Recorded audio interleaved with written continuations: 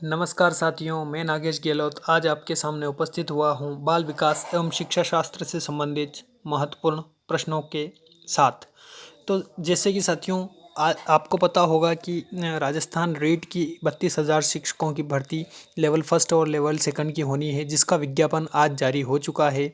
और मध्य प्रदेश वर्ग 3 की भर्ती जो है उससे संबंधित कुछ प्रश्न और जो विभिन्न प्रतियोगिताएं परीक्षाएं होती है विभिन्न राज्यों में विभिन्न टेट के माध्यम से, उनके लिए किस प्रकार से बाल विकास एवं शिक्षा शास्त्र से संबंधित प्रश्न पूछे जाते हैं, इस प्रकार से हम उसमें चर्चा करेंगे। देखिए, आज का पहला प्रश्न देखते हैं कि ब्लूम की वर्गीकी के 3 क्षेत्र कौन कौन से हैं।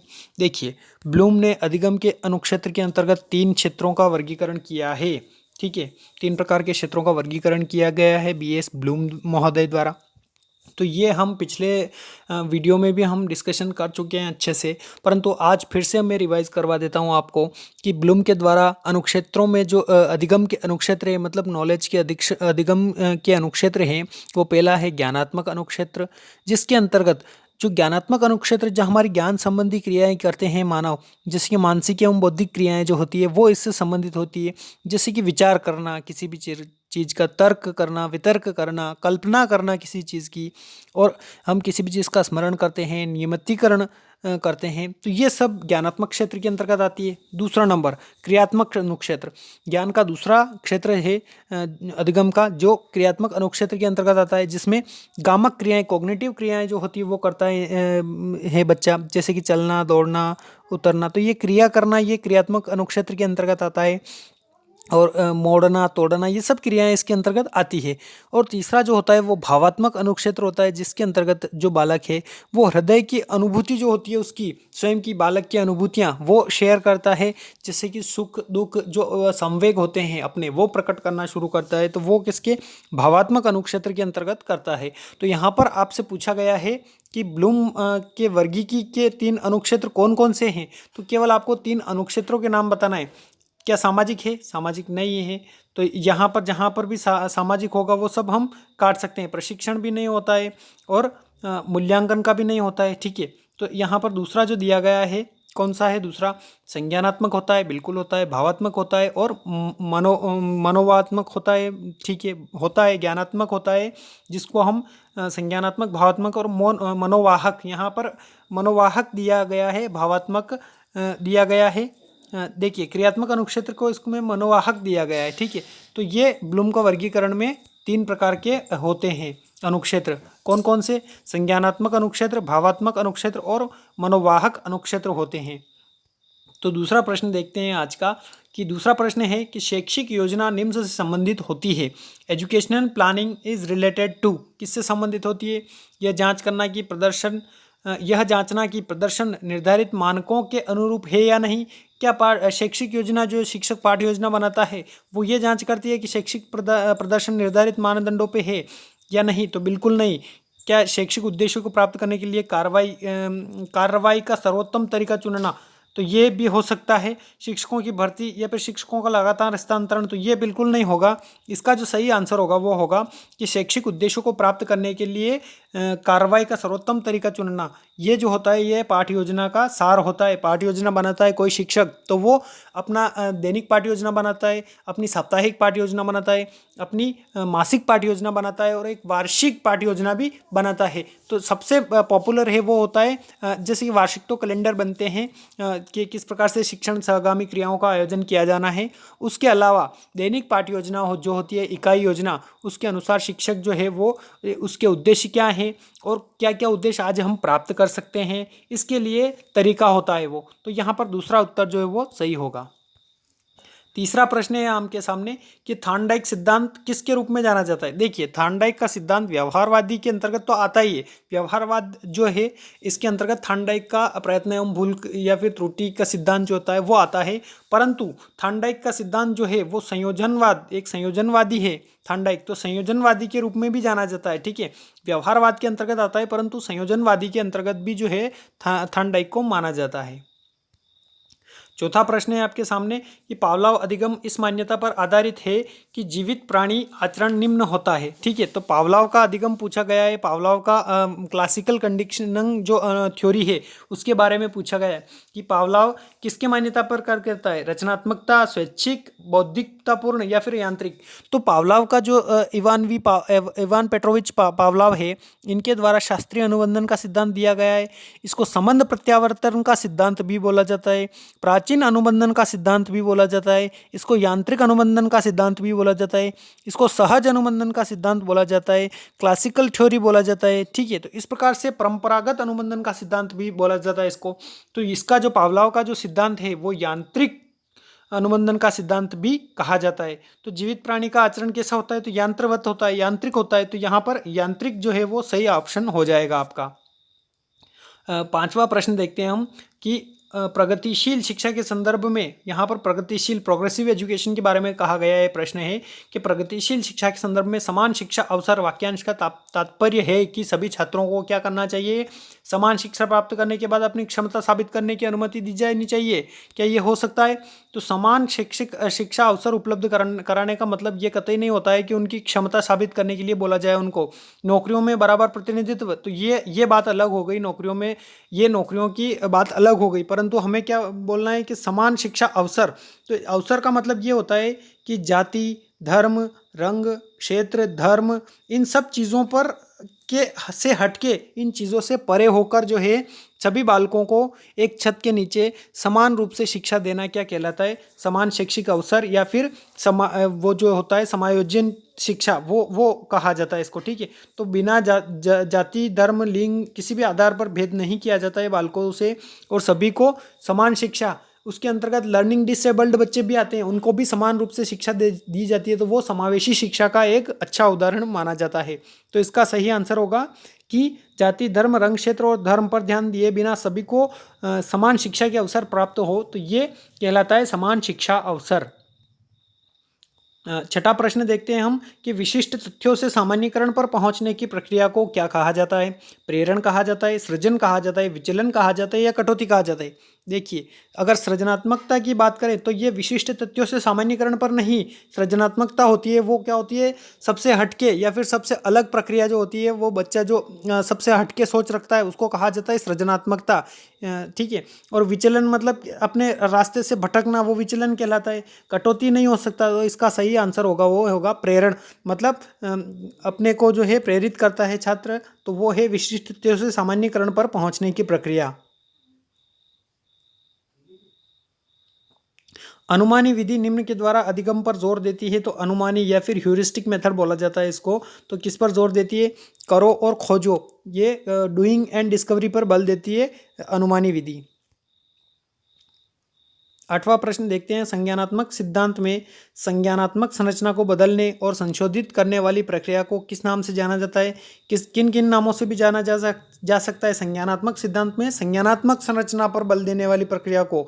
तो ठीक है, इसको जाना जाता है समायोजन के या फिर ज्ञान का हस्तांतरण, अनुभूति या अनुमानों। तो देखिए, संज्ञानात्मक सिद्धांत में संज्ञानात्मक संरचना को बदलने, जो चेंज करने की होती है, जो व्यक्ति होता है वो समायोजन में क्या करता है, अपने अनुभवों में और अनुभव जोड़ता है, पूर्व ज्ञान के द्वारा या फिर दूसरों के ज्ञान का द्वारा अपने अनुभव में दूसरे अनुभव जोड़ना, तो ये कहलाता है समायोजन।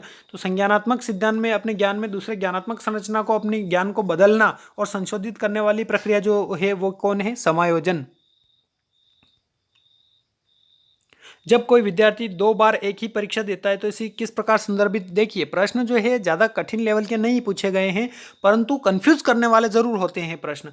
तो देखिए, प्रश्न है आपके सामने कि जब कोई विद्यार्थी 2 बार एक ही परीक्षा देता तो इसे किस प्रकार संदर्भित किया जाना चाहिए। तो उपरांत परीक्षा, आफ्टर टेस्ट, टेस्ट रीटेस्ट। ठीक है, तो ये कहा जाता है इसको परीक्षा पुनर्परीक्षा, टेस्ट रीटेस्ट। दोहरी परीक्षा भी नहीं कहा जाएगा, पश्च परीक्षा भी नहीं कहा जाएगा, उपरांत परीक्षा भी नहीं कहा जाएगा टेस्ट के बाद रीटेस्ट, मतलब एक टेस्ट होना उसके बाद रीटेस्ट मतलब फिर से टेस्ट होना। तो ये कहलाता है परीक्षा पुनर्परीक्षा। अगला प्रश्न है 10वां कि मूल पाठ्यक्रम में निम्न शामिल होता है। मूल पाठ्यक्रम मतलब क्या होता है कि जो बेसिक आपका पाठ्यक्रम होता है, करिकुलम होता है, उसमें क्या क्या शामिल होता है।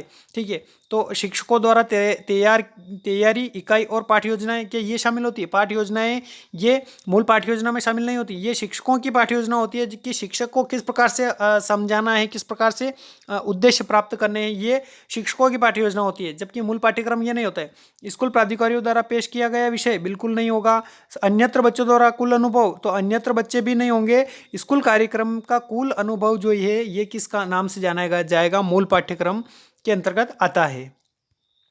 11वां प्रश्न देखते हैं हम कि एरिक एरिक्सन जो हैं इन्होंने जो मनोसामाजिक विकास के सिद्धांत दिया है, किसने दिया है, मनोसामाजिक विकास का सिद्धांत एरिक एरिक्सन के द्वारा दिया गया है। ये नव फ्रायडवादी के नाम से भी जाने जाते हैं। मतलब फ्रायड जो थे उन्होंने कामुकता को महत्व दिया था अपने सिद्धांत में, परंतु इन्होंने कामुकता फ्रायड के कामुकता को हटाया और बोला कि कामुकता जैसी बच्चों में कोई चीज़ नहीं होती है। और इन्होंने नव फ्रायडवाद के नाम से सिद्धांत दिया। मतलब नव फ्रायडवाद के नाम से भी जाना जाता है, इनको नव फ्रायडवादी भी जाना जाता है। ठीक है, तो इन्होंने अपने सिद्धांत में मनोसामाजिक विकास सिद्धांत में कितने प्रकार के चरण बताए हैं या कुल कितने चरण बताए हैं, तो इनको नव फ्रायडवादी कहा जाता है। तो इन्होंने दिया था मनोसामाजिक विकास का सिद्धांत, थ्योरी ऑफ साइकोलॉजिकल डेवलपमेंट। ठीक है, तो इस प्रकार से जो है इन्होंने सिद्धांत दिया। तो उनका सिद्धांत में कुल 8 चरण थे।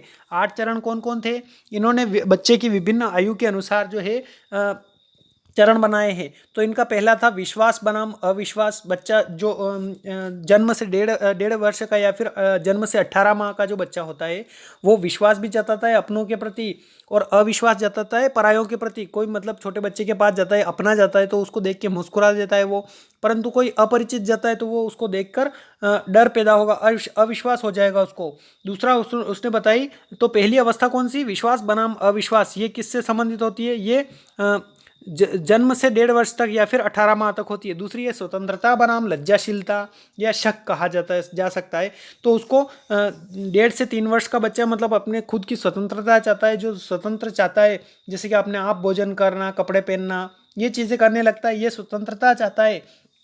परंतु लज्जाशीलता के रूप में भी उसको जाना जा सकता है। अपने माता पिता के सख्त साधारण कार्य करने भी उनको डांटते हैं या फिर अच्छा नहीं भला बुरा कहते हैं तो वो उसको लज्जाशीलता का अनुभव होता है।